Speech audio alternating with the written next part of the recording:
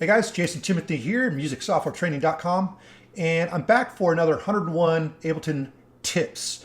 And what I do, I've been doing this since Ableton 9. Every time a new version of Ableton's released, I make another video kind of updating people on the new features and just make sure that whatever version of Ableton you're using, you know not only the essentials, but some of the more intermediate and advanced tips that will really get you running in just one video. So with this one, we're diving into Ableton Live 12. So let's get started. All right, to kick off this video, I'm going to go up here to this Midi icon. This allows you to play Midi from controller keyboards, and it also allows you to play it from your chorded keyboard. But we need to turn this off in order to hit the A key, and that'll turn our automation on. Once we've done that, we can turn this back on by hitting the M key, and then we're good to go. Let's go ahead and get into cut, copy, paste, duplicate, and delete. And as you see up here, this is just a magnifying glass zoom icon. When you see that, you can click and drag. If you drag down, it will zoom in. If you drag back up, it'll zoom out. If you want to see a specific area, you can just click, let's say, on this clip here and hit Z, and that'll zoom that in. And if you hit it a second time, it'll enlarge the track. Also notice that hitting the Z key, I had to turn off this Midi icon once again. So let's zoom out just a little bit. As you see, each of these rectangles are a certain resolution. So down here, this will tell you what the resolution is. At this time, the resolution is 1 bar. So if I come in closer, it goes, as you see, to half a bar, quarter note, etc. We can also right click on this and we've got all kinds of different resolution features here. So we can just choose a specific 16th note, 32nd note, 8th note, what have you. What we're on right now is called an adaptive grid, and we're on the narrow one right now. If we go to the narrowest, this will get us a higher resolution as we zoom in. If we go to the widest, as you see, as we're zooming in, this is a lot wider, but a little less useful. So narrow is probably a good place to be. So with that, let's get into cut, copy, paste, duplicate, and delete.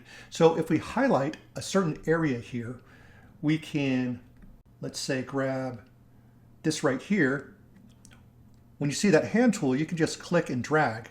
And as you see, that just drags that completely out. So that's one approach that you can take. Another thing you can do is you can highlight an area. And also you want to keep in mind, if you're editing the clip, you want to highlight where the title is, because if you highlight down here, it's only going to copy the automation. So if I were to just click and do something like this, if I highlight here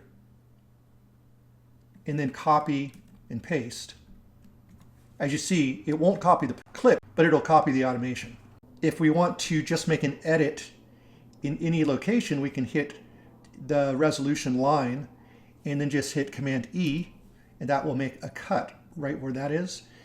If we highlight a certain section and hit E, Command E, you'll see it will cut both sides.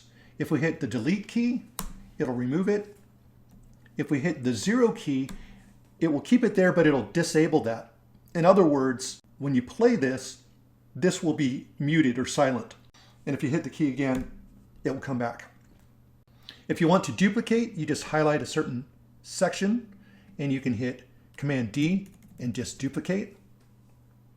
Command Z will undo anything that you do. You could also use Command X instead of delete. Now let's say we have several clips, so I'm just going to pull this over here.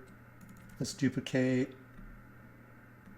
Let's say we've got a bunch of clips here that we kind of want to work together, but these are all separate clips, right?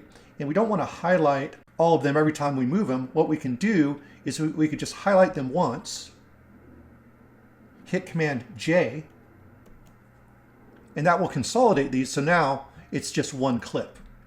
So you can drag your audio to any other audio track as well, like so. but you're not able to drag it to Midi. If you drag it to Midi, then it's going to want to convert it into Midi information, harmony, melody, or drums. If we hold down the Option key, once again, Alt on your PC, and drag, it'll make a copy without removing the original clip. So in other words, I can Option, drag. So that's another approach to duplicating the clips. Another editing trick is if you just highlight a section and then just drag down when you see the hand icon slightly and let go, that'll also make cuts on both sides. If you want to create a MIDI track, it's just Command Shift T. And if we want to create an audio track, it's just Command T. If you're using a PC, you just want to use the Control key instead of Command. While we're at it, you can also copy and paste effects, or you can duplicate the effect, Command D. You can delete the effect with the delete button or Command X.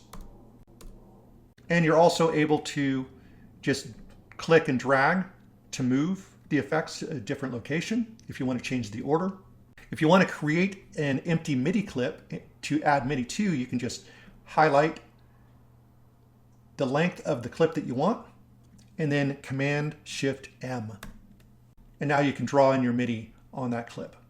On a MIDI track, it's real easy to drag in instruments or effects. You just simply come over here to the browser, click on Instruments, and you can choose between any of the instrument. Let's just drag in an operator instrument.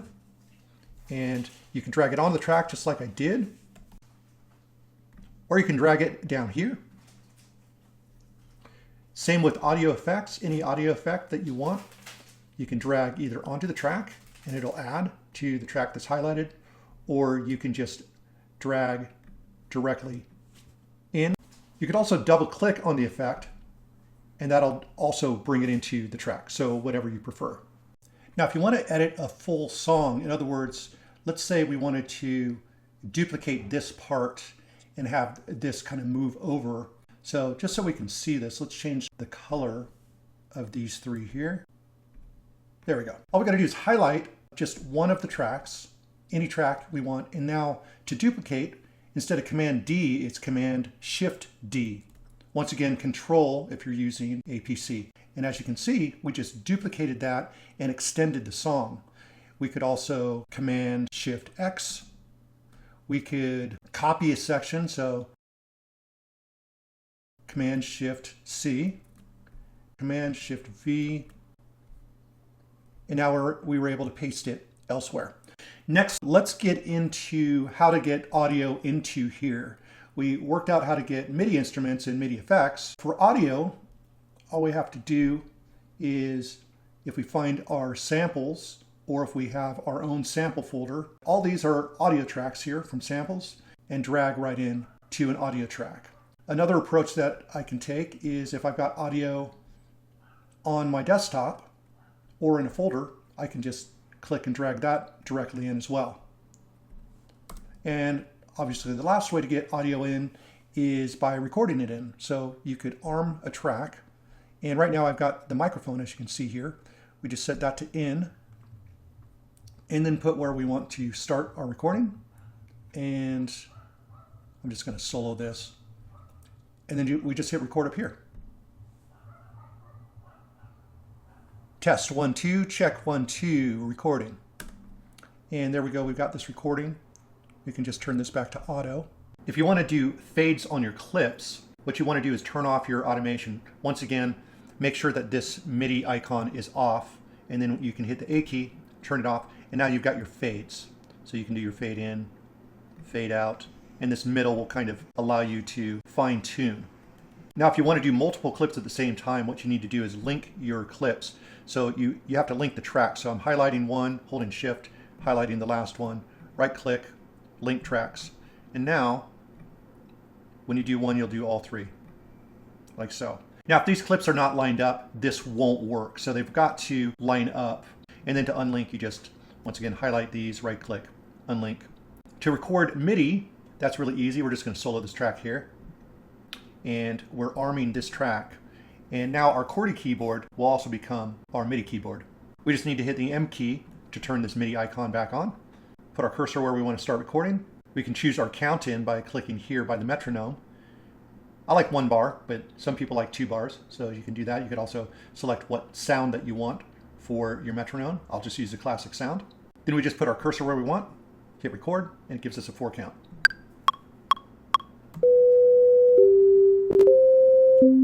And the only reason we got latency here is just because of the audio driver I have to use to record this video. Otherwise, it's pretty spot on. Now, if you want to draw in your notes, you need to create a MIDI clip.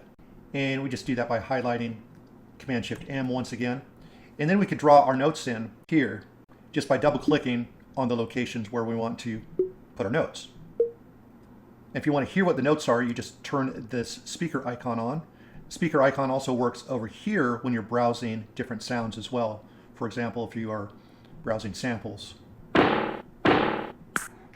If you hit the B key, this will turn to a pencil tool, and then all you got to do is single click to add notes. And once again, it's adding notes on the grid. This is our grid right here. So it's 16th notes, but you can click this arrow and change that to whatever you like, or you can do an adaptive grid or what have you. Also, when you have the pencil tool, you could click and drag, and you could do multiple notes. If you click and hold the Alt key, it will keep everything on the same note.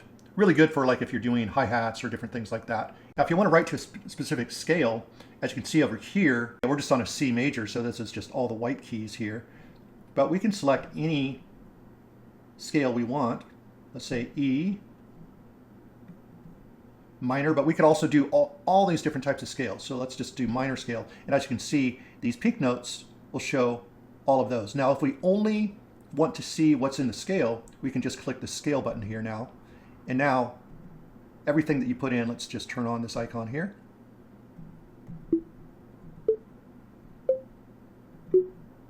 And you can't hit anything that's out of the scale. Now, if you want to change the scale that we're working in, let's say we want to go to a G Dorian, let's say. You can just highlight all the notes like this, or you could also hit Command A if you're in this window, and that'll select all your notes. And then you can just click Fit to Scale, and it will correct the notes. So if you want to step record, that's pretty simple. Let's just bring this back to a C major, just to make this easy, all the white keys. All you have to do is hold down the chord that you want, and then hit the right arrow key.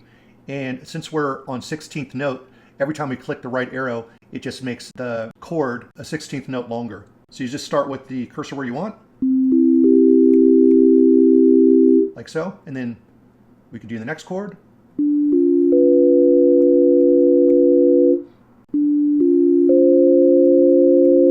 So if we come over to this area right here in the clip properties, we get over to a feature called Stacks, and it's down here at the bottom if you're selecting from the menu. Now what Stacks does is it will help you create chords. Once you click on the root note, it'll pop this in for you. So, and it's going to play to the scale that you've got it. I've got it on C minor right now. And these are just variations of a chord starting with the root of D. And down here you can actually see what type of chord it is. And then with this, we've got inversions as well. Each inversion takes the bottom note and puts it an octave higher. So each chord is the same notes, but it sounds a bit different. And then you can come over here and add up to 4 chords. It'll divide it into different sections.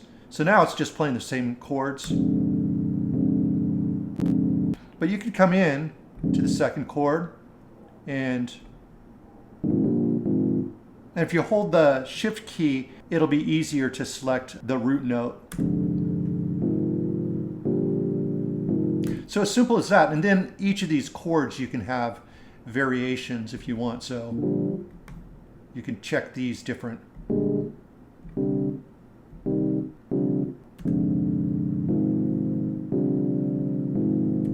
And once again, you could also change the inversion. So if you want this one or there,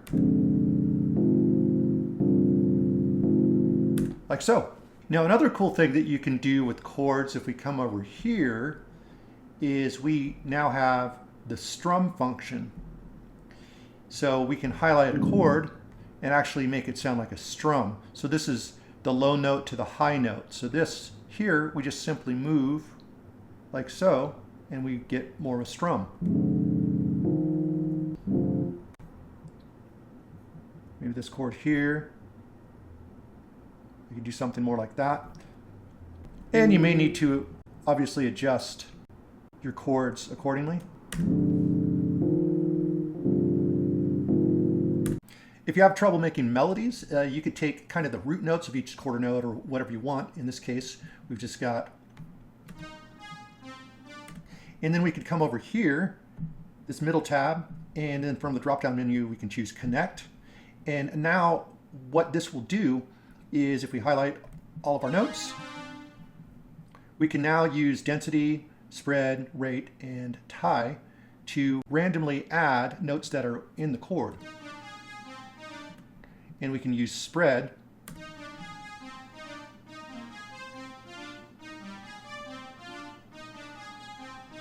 and we could also play with the rate. And tie kind of adjusts the length of each note as well. Not exactly sure how that works. If you have a chord progression, you could also use arpeggiate, which is now inside the clip properties. So if we loop this, we can just kind of play around with the arpeggiator here.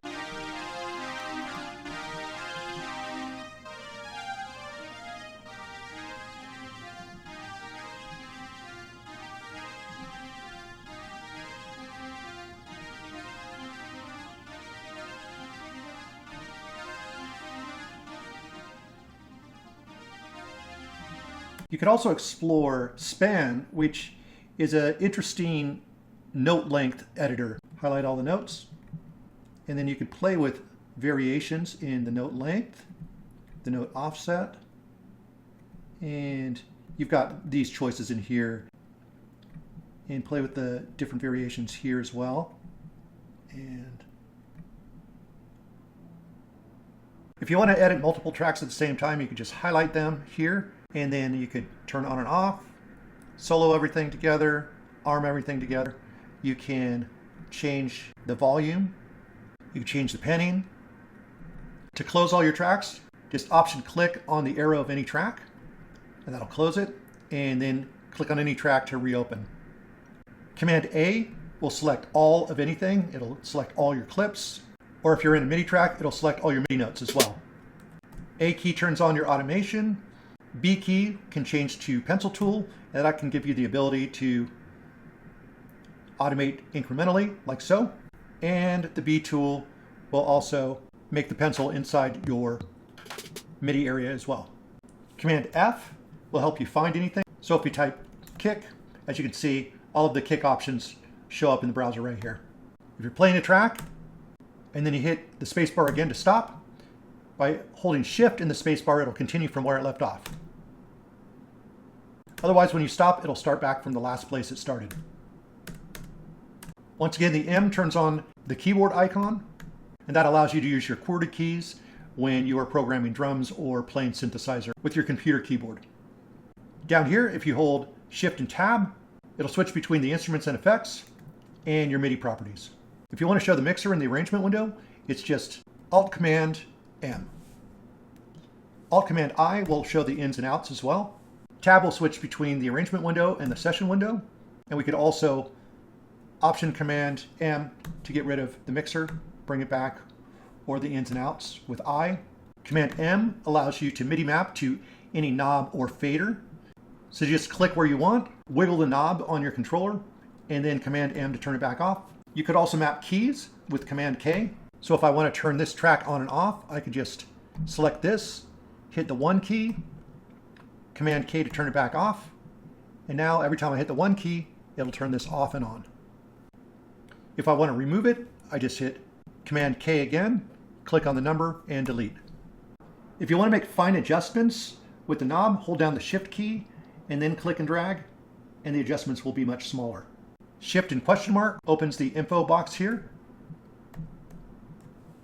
If you're tired of your cursor going off the page, like so, just click this button right here, this little icon, and it'll keep the cursor in the middle. If you want to loop a section, just highlight the area you want to loop and Command L, and that will activate the loop. Hit Command L again, and that'll turn the loop back off. All right, so let's go across the top in Ableton here. This just opens and closes the browser here.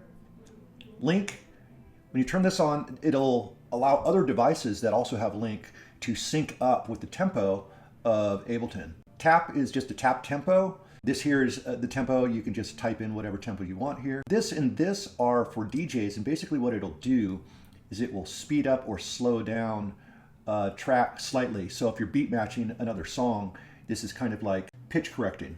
This here is the time signature. This here is the global groove amount when you apply groove. Here's the metronome and metronome options right here. This here is quantization options. So while you're recording, you can record to the nearest 16th note or 8th note or bar or whatever. This here allows you to choose the key of a certain song, or if you're working, let's say on a part here and you want to change the key of the song at some point, what it can do, as you see it's right now on C minor, you could actually just change this, let's say to D Dorian, and now it'll show what's on the scale and what's not. And then what you can do is you can fit to scale, and it'll correct any notes that are not in the scale. This right here will keep your cursor in the middle, and if it's off, it'll go off screen.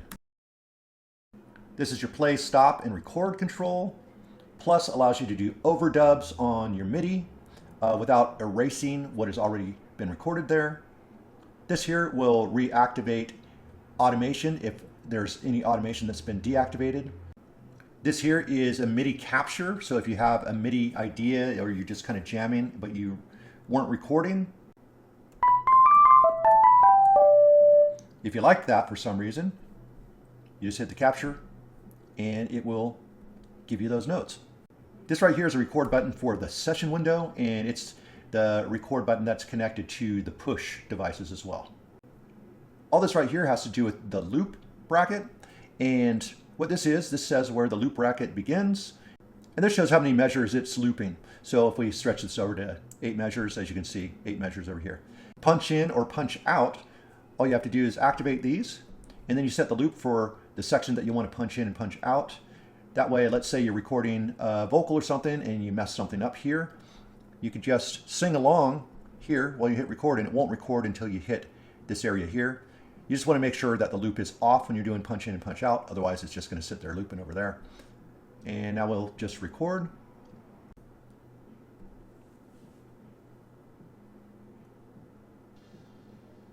And there you go, as you can see, it recorded over that. So if I was playing an instrument or singing or whatever, it would just replace the mistake we made. Over here is the pencil tool. So as you can see, it'll change the pencil tool, or you can use the B key, and that'll turn that off and on as well. This here allows you to use your QWERTY keyboard or controller keyboard to record MIDI into Ableton. Key and MIDI are ways you can assign a keyboard key or a MIDI controller knob or fader to a parameter inside of Ableton. This is just the recording resolution. Right now it's at 48K. If you come over here, you can see the sample rate here. So whatever you choose there for recording. This is how much CPU is being used right now. This right here will flash if you overload CPU. And these two buttons here are MIDI in and out. So it just shows you that activation is happening if you're using a controller or something like that. This here takes you to the session window, and this here takes you back to the arrangement window. You could also use the tab key to do both. All right, now let's get into the browser over here. So a lot of things have changed. Some things have stayed the same, so I'll just go through everything. So up here you can save presets and plugins. For example, if I were to go into the plugins here, if I had a favorite plugin, let's say Black Hole, I can right click and then I can choose favorites, and then it just pops it in the short list. Hitting all just basically means you can search for anything. It will find anything in any of the categories that goes along with that word. Audio and presets. So right here, these are preset sounds. Obviously the speaker allows you to hear. If the speaker is off, you won't be able to preview any of the sounds. If you click on drums, it gives you all the preset kits that it comes with, which is a bunch. So pretty amazing. And then you can preview the sounds in it just by clicking the little headphone icon and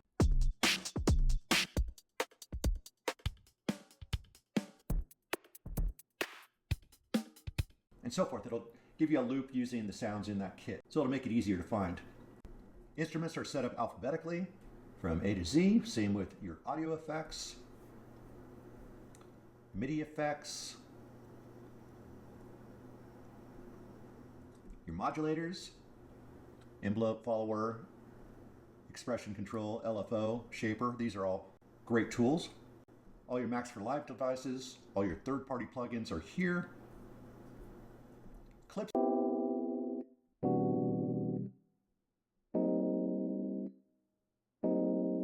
and so forth. Samples are obviously your audio samples. Grooves, these are all the different types of grooves that you can apply to your song, audio and MIDI.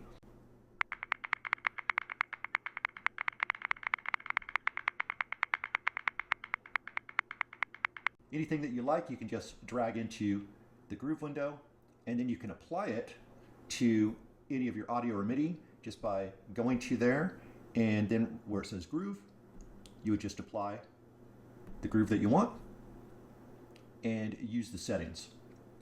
And we'll get more into this later. Tunings is new. This gives you loads of different tuning variations. So these are not your standard 12 note per octave scales. So this has a lot of micro tuning. And the way you would apply it to a song is you would just come over here, add tuning, and then you could drop a tuning metric into here, and then it would just apply to the piano roll, and now the whole song would be going off of a different tuning. Templates, it comes with some basic templates, or you can save templates for Ableton so that you kind of got things started up the way you want. With a certain number of MIDI tracks, audio tracks, you might want certain drum kits, you might want certain bass sounds or what have you, so that when you start up, you're ready to go. And you can have as many different types of templates as you want. So you can have templates for different styles of music or what have you. Packs, here we've got loads of different packs that can be downloaded. Some are paid for, some are not. There's also the Chord library in here. And this will show all the devices, grooves, and MIDI clips, etc. in here. Cloud is great for people that are using Note, which is Ableton's phone application where you can start basic ideas on your phone, and then using the cloud, you can wirelessly transfer those ideas and bring it directly into Ableton. Push is obviously for push users, which is pretty plug and play. There's your user library, and then you have your current project. Now from here, you can add any folders that you want in this location. So you might want to add a sample folder or your desktop or any place where you're going to try to access certain files to bring into Ableton. Now to show off some of the new features, we can go into samples and we can find, let's just search for kick. And now what we have is find similar, which is what this little icon is right here. So when we click this, it will give us similar sounds to this sound here.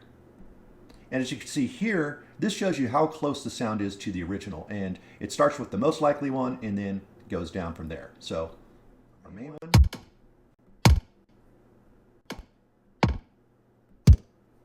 And so forth. So this is really great. The similar sound thing allows you to shift between similar sounds very, very easily.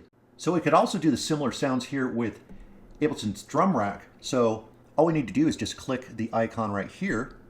And then any of these sounds, we can have Ableton find similar sounds that we might like better. So let's just take this crash.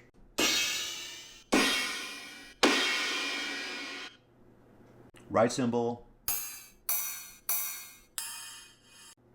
And I assume if it doesn't show an arrow here, then that just means that it hasn't found another sound that's similar to this one. But for example, hand clap.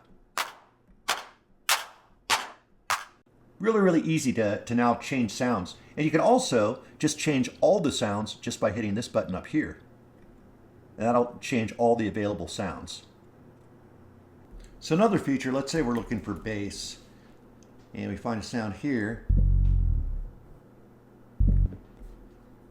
We can go into filters, and as you can see, Ableton's already labeled it an electronic sounding bass, but we can actually add any other features we want. And if we don't see those features, we can actually come down to the bottom.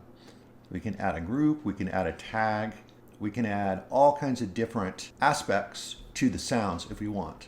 As you can see, we could also search in these categories here for different types of sounds. When we type bass, we've got voice and bass, kick, percussion. So we can now search by very specific things, and Ableton has gotten really good at finding sounds that match those descriptions.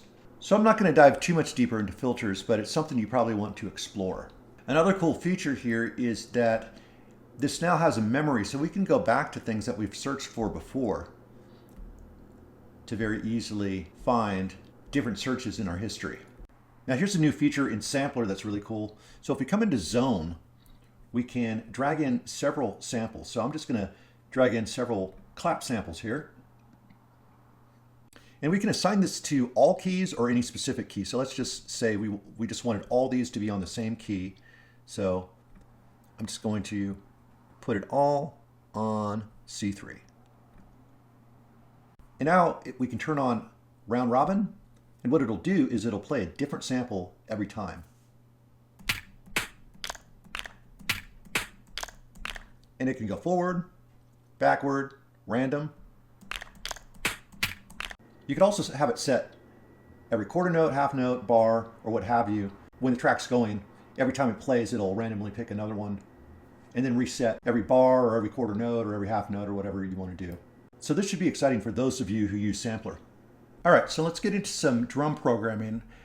Ableton 12 has some really cool tools that work in the Midi piano roll now that are really useful for programming drums. So first thing we can do is we can now just stretch a note all the way across, and then whatever resolution we have here, if we hit Command E, it'll just slice it up to whatever resolution we have. On occasion, we want 30-second notes. We could just click on a couple here. And then maybe over here, we want a 64th.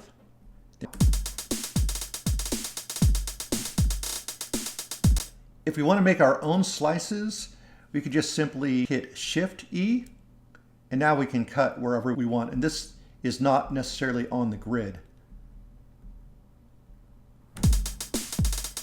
Another thing we can do is if we highlight a certain area, let's just highlight these right here. We can actually come over to Time Warp, and if we turn Transform on, we can actually move these, kind of make exponential rhythms.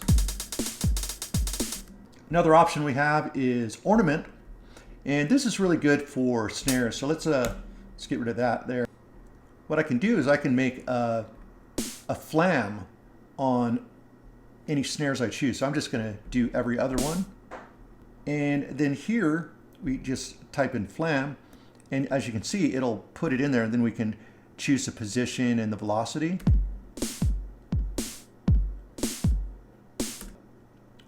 We can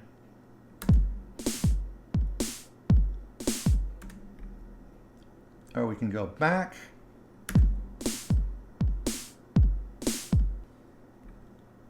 And here we could change the velocity of the flam. You could also choose grace notes, and this just gives a number of different notes. We can adjust the position.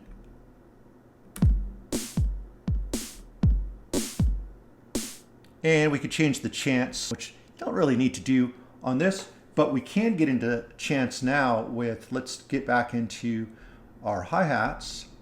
With Option, I could draw on the grid and it'll stay on the same note. So now that we have this, we can go to probability. And right now, all of these are 100%. So all of these are going to play. But what I can do is I can lower the probability. Let's make sure we're highlighting everything. There. And then here, let's go to 66%.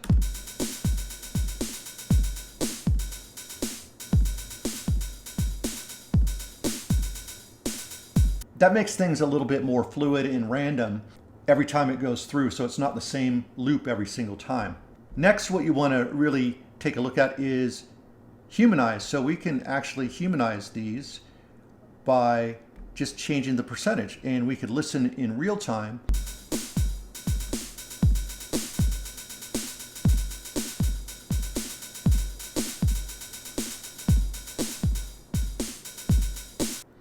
If we come over here, we can actually choose rhythm, and what you could do with rhythm is you could literally program in a part for each different drum sound. Right now it's on hi-hat, so we could actually change what this hi-hat is doing just by changing some of these parameters.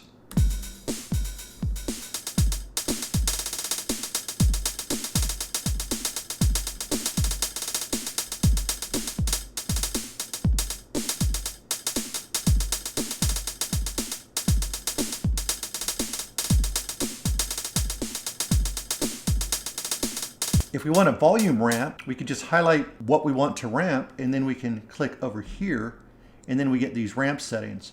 So we can start, let's say, very, very low, go up to 100, and now we've got. You could also start up high and go lower. And then you could also use deviation, which is really cool. So let's just put these back to 100. We can highlight here. And we could use deviation so that it's not completely as steady.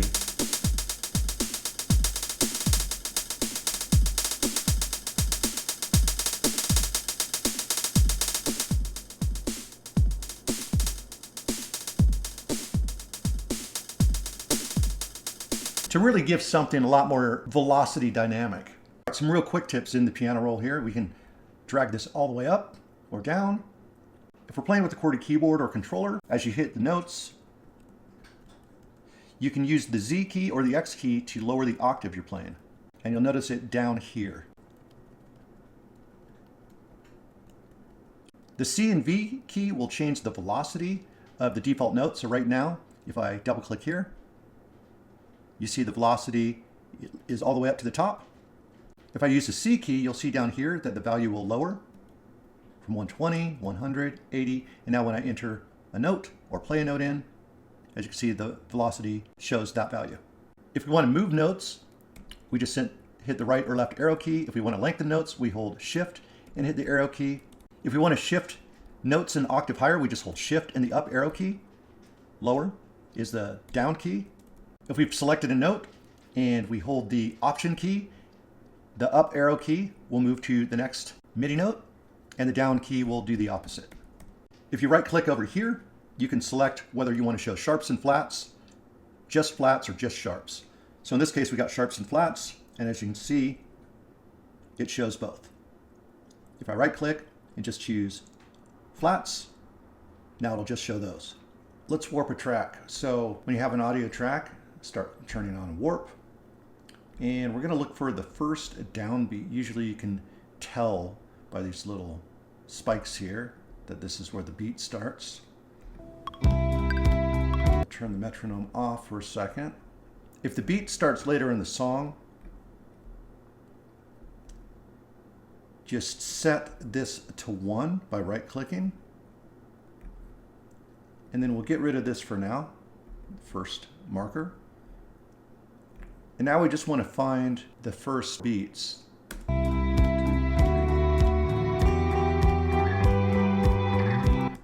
So this is a 1 right here.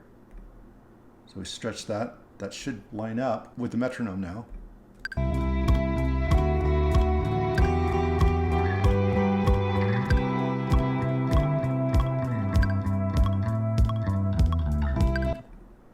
And then we know that this needs to go to the 5th bar. And as you do this, it'll normally line up pretty well. Now this is a live drummer, so you have to pay a little more attention than electronic songs, which is why I'm using this as an example instead, because this is more difficult. A lot of times with an electronic song, if you get the basics down, you can almost go all the way to the end and just line things up once you have the basic lineup. But with this, what we want to do, we can already see that, you know, this is off from the grid. So we kind of just keep going. And I can visually see it here. And I'm just stretching to the bar here.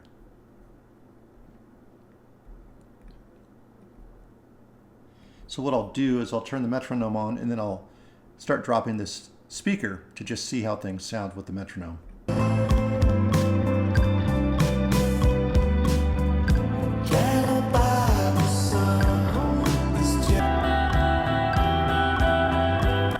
And I'm noticing things are starting to get off over here. So you can kind of pull that back. And you do this all the way through the song. And then once that part's warped, then you could come back here. And lucky for us, this is showing kind of right where we want it. It's 8 bars, so usually it's going to be a multiple of 4 bars in the beginning. 2, 4, 8, 16 bars before the drums come in. So let's say you're in a situation where this is lined up fine and this is lined up fine, but this in the middle is a little bit off.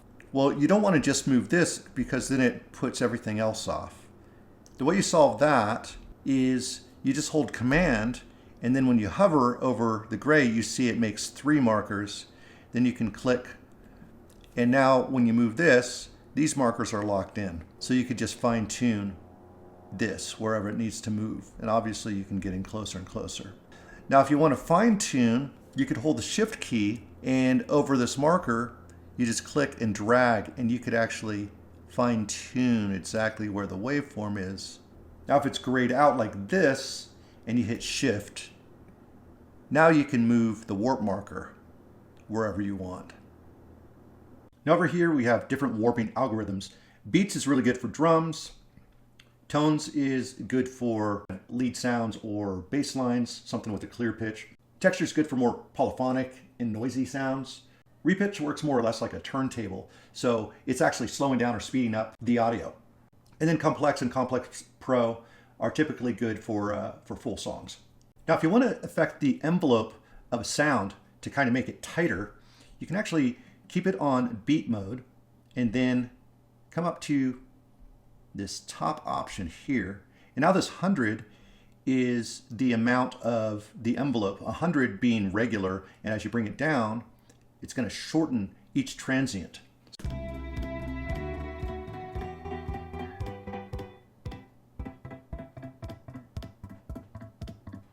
Like so. So really cool if you grab drum loops and stuff and they just sound too busy, you can use this trick to tighten up each of the drums. So let's say you've got multiple tracks and maybe they're all different parts of a live drummer. Maybe one of them is like the kick drum, the snare, the hi-hats or whatever. And you're trying to line everything up to the grid here. So you're trying to warp the track. What you can actually do is warp them all at the same time. And that way, when one is warped, it'll warp all of them identically so that they all match. Good for vocals as well, and loads of different things. Typically what you want to do though is if you're warping multiple tracks, if there is a drum track that you can warp with the other tracks, that's probably the last one you want to choose. And what I mean by that is if this was a vocal and this was a drum part, you would want to choose the drum part later because it's easier to warp a drum part than a vocal. I hope that makes sense. So once we do that, when we start warping our song, and right now I'm just dropping markers as an example, if we come back, you'll see that the same markers are on both tracks. And in order for this to work, the files have to be the exact same size. In other words, if this one was shorter like that, it wouldn't work. So the trick to that is if there are tracks that you're trying to line up and one's shorter than the other, what you want to do is highlight the longest one, then highlight the shorter one, and then Command J, and it'll consolidate both of them to the same length. And then from there, you can warp both tracks. If you're warping a club track that has a pretty consistent tempo, this is a lot easier to do. So we just go over to warp. And if we know the tempo, This makes it really easy. We could just change the tempo in here. And we can enter the tempo over here. And that gives us a really good starting point. So as you can see, it starts a little late. So what we want to do is double click there as our first beat, and then right click, select one. And we'll just put the start right there. As you can see, everything's really lining up already really, really well. So in most cases, we could just go all the way to the end of the song.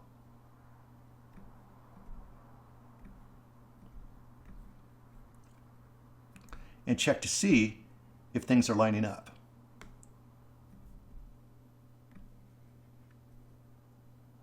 Which they are. So we don't really need to do anything. So I'll just put a warp marker right at the end of the song, and we'll be ready to go.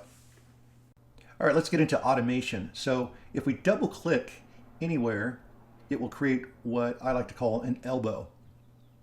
In this case, we're just working with the track volume. Doesn't really matter what it is though. So every time you double click, you can create a new elbow and edit this way. Now in between two elbows, if you hold the Option key, you can make a curve, either dragging up or dragging down. Now if you want to make a consistent shape of some sort, you can highlight a section and right click, and down here you have all kinds of different shapes that you can use, like so, and then you can edit from there. Or we can choose something like this. Now if we don't like something that we've done in the automation, we could actually write over it just by holding down Shift and then dragging from an elbow point across, and it will just overwrite that. If we want to get rid of elbows in between other ones, we could just highlight and hit delete. If you hit B and use the pencil tool, you could do more incremental adjustments, all based on the resolution. If you highlight a certain area and then hold down Shift, you can move just that area up and down. If you notice your automation is grayed out like this, what that means is that Ableton is prioritizing a clip in your session window, and the way to prioritize the automation window again is just hitting this button up here. All right, let's get into the groove pool. But what we're going to do, we're just going to come over to grooves, and here we can actually listen to different types of grooves. So let's just take this right here, drag it into the groove pool. And what we've got here is just hi-hats are a really easy way to hear what it's doing to a MIDI part. Right? So if we apply the groove by just going over here to groove and selecting it, or what we can do is drag the groove onto a clip, whichever. And now it being set to 100% is going to give 100% of the groove.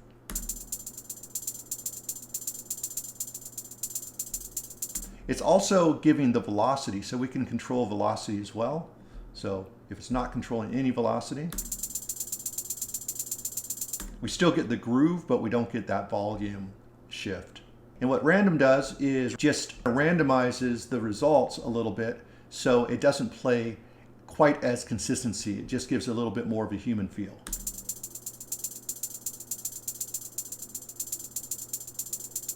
So very, very different than just a straight groove here. You could also apply a groove from audio. So if we have, let's just look for a loop, something like this.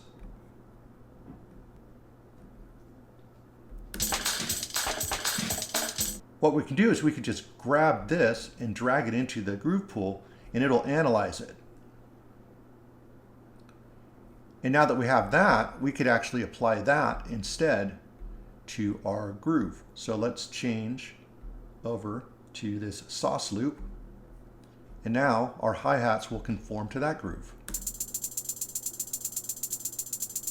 All right, so here's a little bit about the session window. So the session window is usually loops or single hits that are from each track. So this noise hat is the same here as it is over here, except it just put it into a loop format here. So when you collect all these together, you get the whole sound. So this right here is what you would call a scene. So all these loops here playing create that there. And this scene, right? And so forth. So if you come over here, we can stop all the clips and we can play them one at a time so you can hear what each one's doing.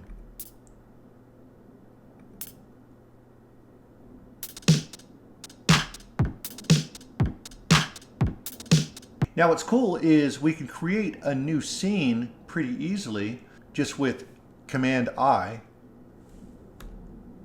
and that creates a new place for a scene.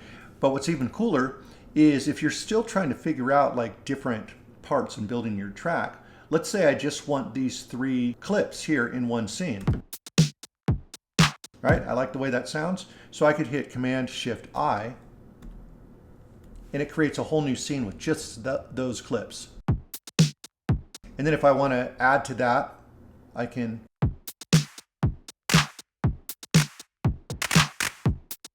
right? And then I can create another scene with those. Command Shift I. And then we can build and build from there. So now we've got this scene here we created, and we've got this scene here with a little bit more.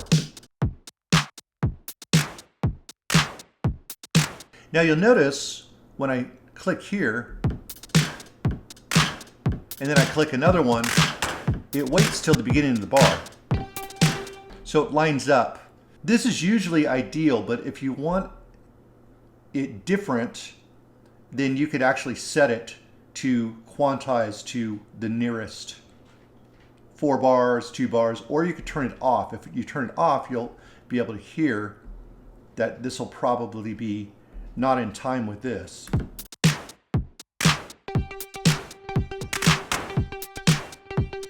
So you want to be careful and make sure that you've got this on for when you need it. Now you can also change tempo by scene. Oftentimes the reason someone might want to do this is if they're doing a live show and each scene represents a song, but there's a lot of different reasons why you might want to change the tempo. So all you got to do is come over to View and then Scene and Tempo Time Signature, and you'll see the tempo right here. So if I want to change this scene, let's say to 135, and we can also change the time signature if we wanted to, but let's just change the tempo. Now when I launch this, it will change the tempo to that.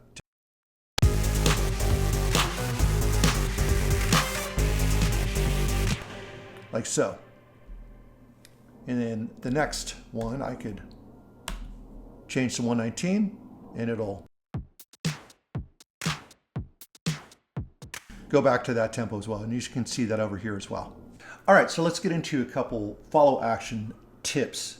So I've got this part here. We'll go ahead and just play it so I can show you kind of what follow actions are doing.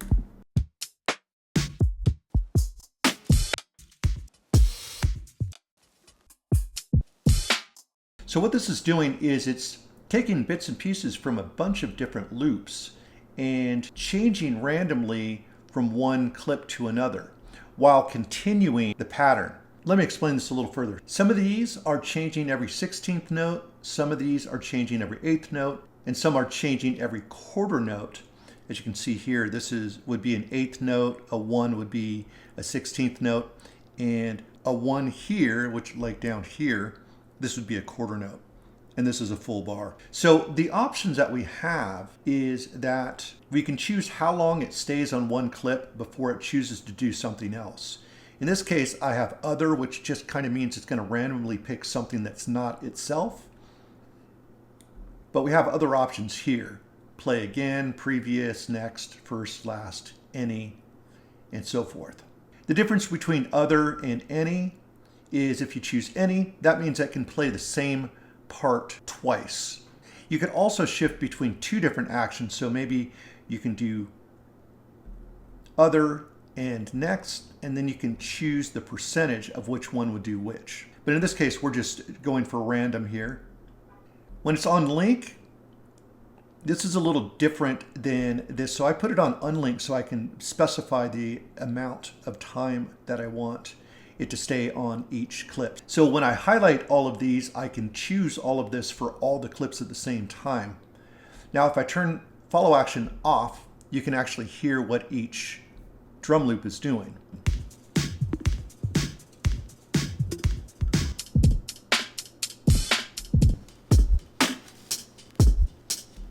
Now, if I had this set on trigger without legato, it would only play the beginning of every loop. So in other words, it wouldn't really sound like a drum beat because every 16th note, it would probably be starting on a kick drum. So I'll show you what that sounds like. If I were to turn this on and highlight all these again.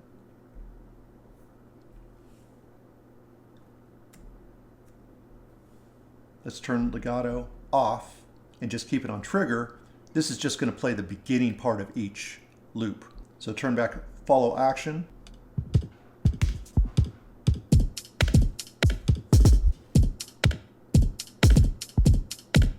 Which is interesting, but it's not really playing a consistent beat. So that's why we switch over to legato. So another way that we can use follow actions is to randomly create melodies for us. So what I've got here, I've got each one of these clips playing a different note in the key of C minor. Every time this changes, what we're doing is we're triggering that first note, and then every 16th note it changes to another note in here. And some of these are an octave higher, and some of these are just blank that have nothing. That way it creates kind of a space in between the notes, so it's not constant. So you get a lot of different rhythm ideas.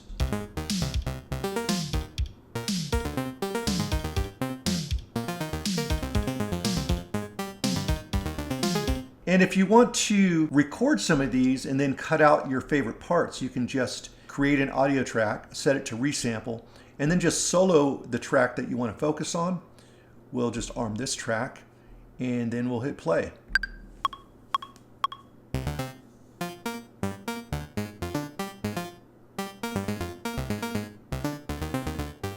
And now, if we bring this over to here, we can just play what we just did. And then we could cut that up however we like. And this just allows you to find the little gems in the randomness. Follow actions are also used a lot going from one scene to another in a live performance and things like that, where you might want, you know, this first part to go 8 bars and the next part to go 16 bars, and it just keeps going to the next scene and the next scene. Speaking of scenes, the follow actions can be controlled over here by the scenes as well, instead of just by individual clips. So let's sidechain this part here.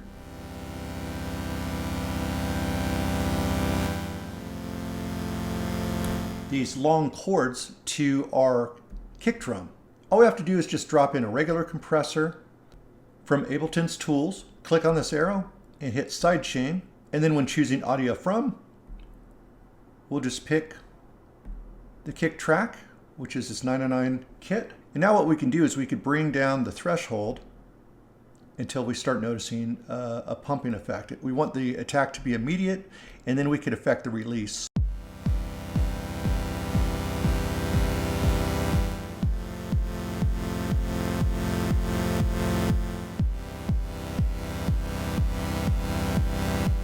So if we want to sidechain without using a compressor, we can automate the volume here just by coming to envelopes, and we want to choose unlinked. And now we just want a quarter note. And then we'll loop that. And here we've got our mixer on track volume. So we'll just click here. And then we'll double click over here. And then we can just create a ramp for the quarter note. Oh, let's make it a full quarter note here.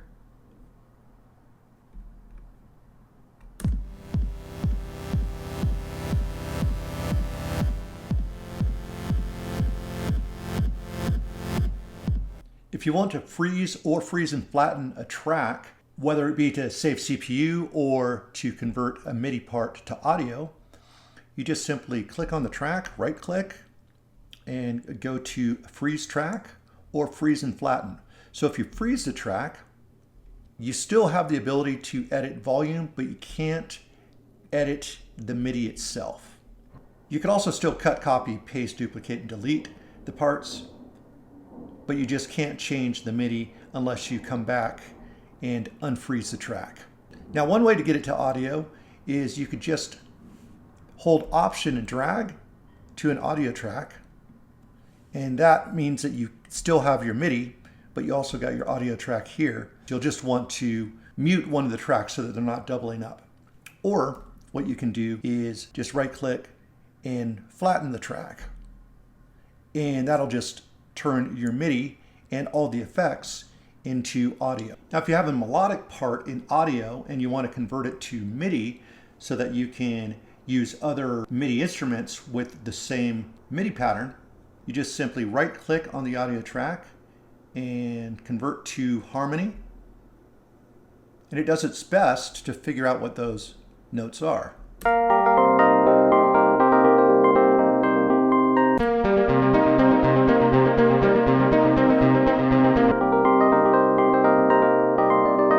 So it does a pretty good job of recognizing MIDI notes. Now, if we want to tune our drums, there's a couple ways that we can approach it.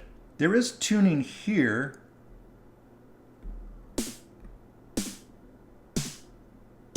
But you can also tune it to a specific key. So we'll just take in our EQ8 and expand it. And this is going to show the frequency that the snare is hitting. So it's essentially hitting right around here. And then we can just tighten up the Q. And we can see what note that's on down here, okay? So that's at an A sharp. So we can enhance at, let's say, a C.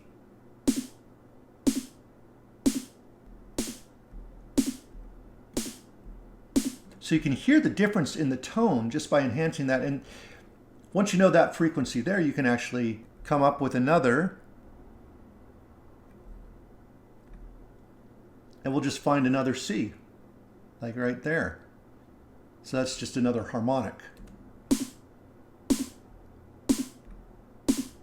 So that's one approach you can take. Another approach we could take is by using the shifter and the fine tune, set this to frequency, and then we can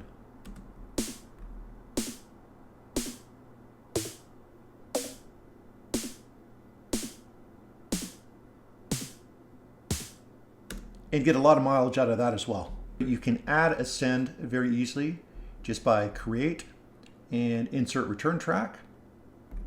And as you notice, when you add a return track, you also add ascend. For example, let's take our snare here, and then we can send it to our reverb.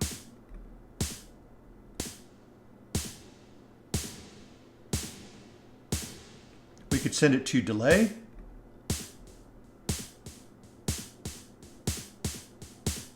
And we can adjust the level at which we want it. And we can drop something completely different, maybe like a overdrive, and we can add that on C. Like so, to add a little bit of dirt. And the cool thing about return tracks is you can add any of your tracks through the return track at whatever level you want. So you can control the amount of each effect. You'll also see your sends over here in the arrangement window. If you want to put tracks into a group, all you got to do is just highlight the tracks you want, hold Shift, and then Command G.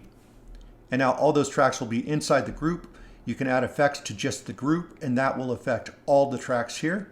You could also group an instrument with other audio effects. So if you have a certain setting that you like, you can just highlight all of them, Command A, and then Command G, and that'll group them. Also in a group, you could stack more than one instrument. So you could have an operator instrument, you could have wavetable, and whatever you want.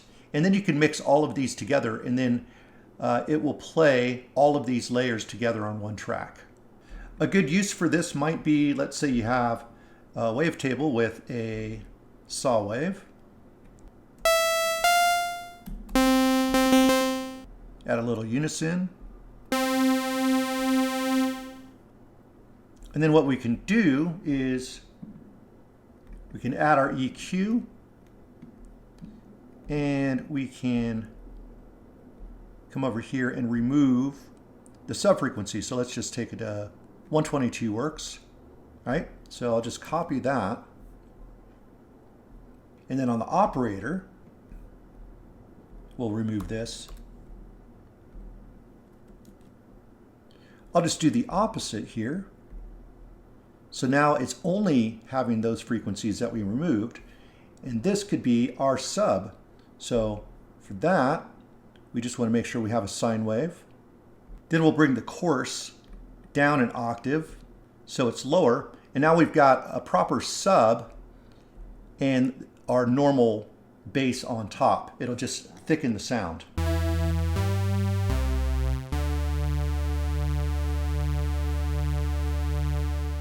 The amount of the top and the amount of the bottom that we want to get our sound exactly how we want it. So operator's also really good at making kick drums and different drum sounds. So we could start with something like this. And what we'll do is we're just going to go to fixed.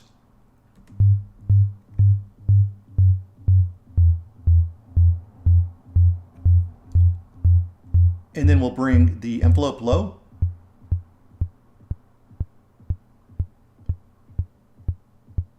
It's already sounding a little bit more kick-like. And now what we'll do is we can come over, add pitch envelope. So we turn this on. And this will give like a higher pitch sound. And this will give us more of that transient in the beginning. And then we can adjust the amount of that pitch envelope we want.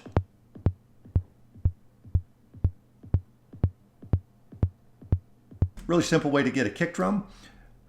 For snares, it's pretty simple. You just change to a noise wave, so white noise.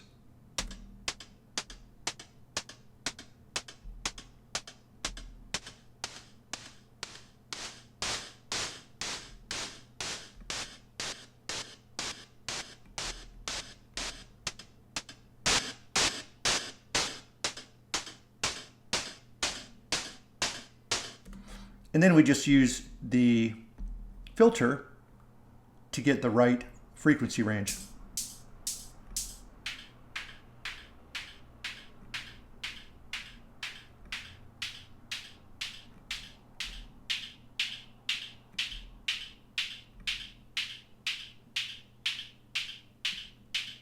And then for hi-hats and stuff like that, you just use the higher frequencies.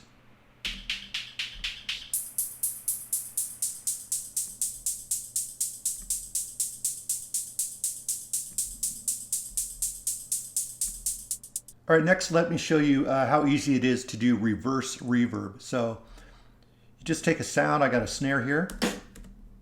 We will drag on a reverb. All right, now what we're going to do is we're going to reverse the snare sound by clicking here and then just hitting reverse. So now we've got this, and we have our reverb.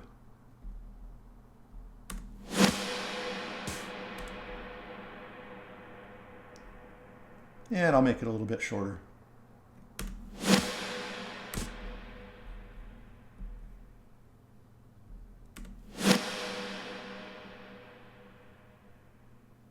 Now what we've got to do is freeze and flatten this. We'll just stretch this out. And then double click and reverse again. And now we've got our reverse reverb.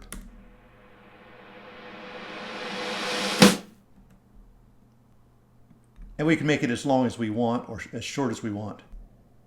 We could just do a little fade in if we want.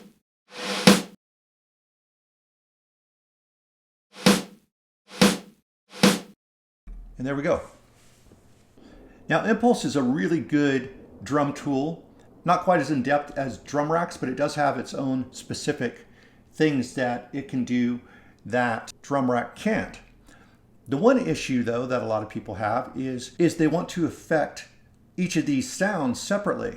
So the way that you can do this is you can simply make a new audio channel, and you can find your impulse,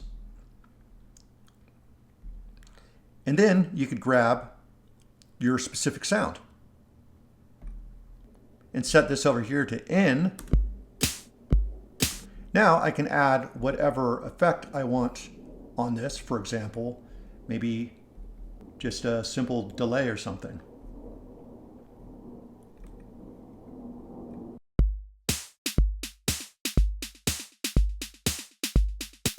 And it doesn't affect any of the other sounds. Now let's drag in just a bass tone here. This is, I think it's just an operator instrument. Operator instrument here. So we not only have our macros, as you can see here, but we've also got this right here, and we can create variations of our sound.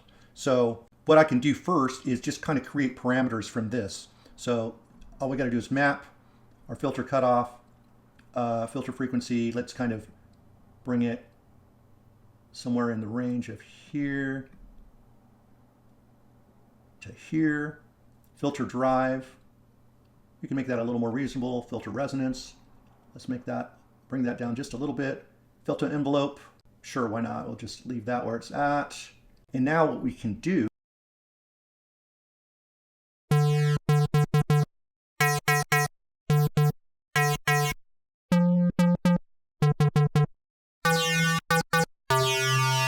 if we like it, we can actually just add it to new, and then we can save all these different variations.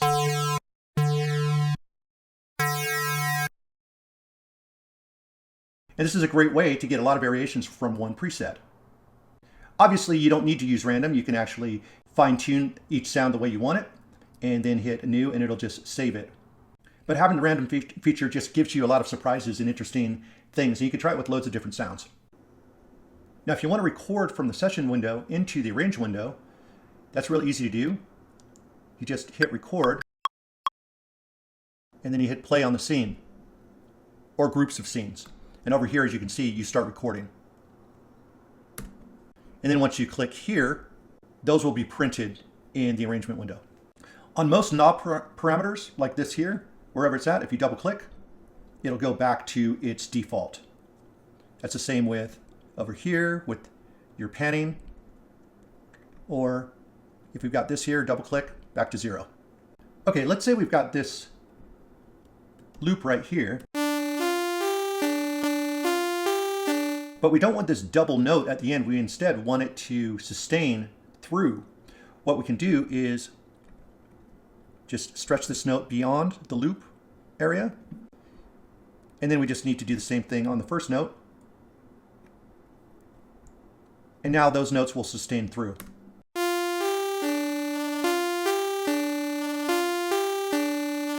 Now, if you want to create a bus track, that's pretty easy. Just any track that you want to send to the bus, you would just simply, instead of going to the main, you could just send it to the track there. And now this will be routed into the bus. And you can do that with as many tracks as you want.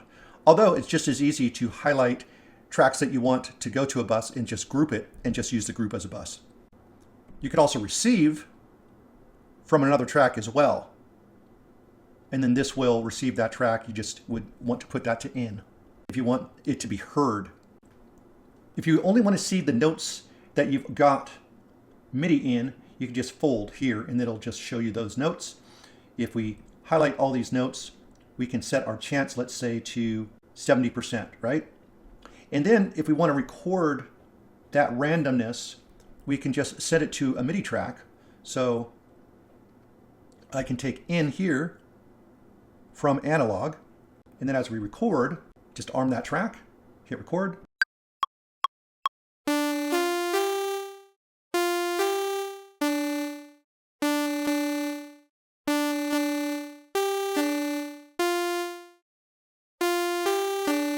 So now you get all this randomness, right? And even though this is a loop, you didn't record over what was played. All you got to do is just pull this out, and then you can pull it back, and you can get all that MIDI information.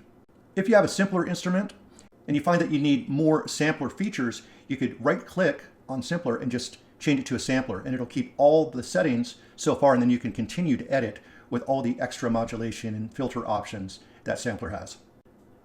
If you want to zoom in and out without using the magnifying glass, like so, you could also use the plus and minus key.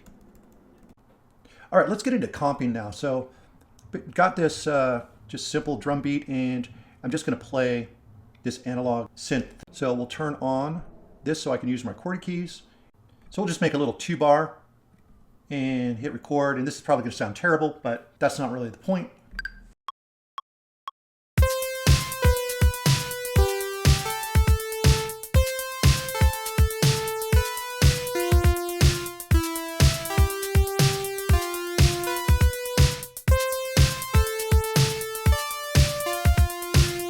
So let's say those were our takes. What we want to do is right click and find show lanes, but as you can see, it's not available there. So what we need to do for some strange reason is turn off our automation. So once again, we'll turn this off first and then hit A, and now right click and it'll show the take lanes. Now we've got all our different takes, so we can audition different parts, and if we like it, we just hit return and then it'll use that, highlight the other part that we like, return. And that's what comping is just finding the best parts from each of the tracks. And so forth. So now it has put this comp together from bits and pieces of all my other tracks. Obviously, I'm not going to show you this because it's going to sound terrible, but that's basically how comping works. And the same goes for audio as well.